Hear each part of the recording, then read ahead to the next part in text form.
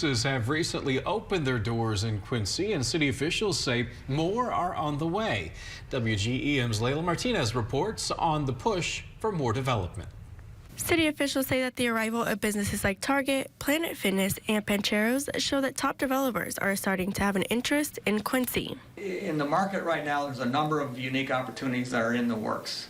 Whether it's downtown or on the east end, I think the Quincy residents will be surprised with some of the projects that are in the hopper.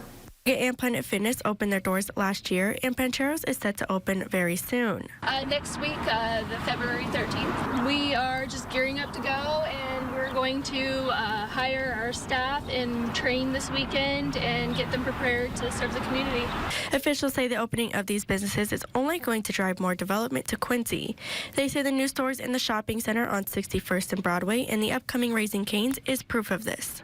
I think that we got a retail recruiter who's going to be aggressive in bringing retailers to this market, and we feel that we have capacity in this market to accommodate those retailers. So the three together should bode well for the future of retail sales in Quincy.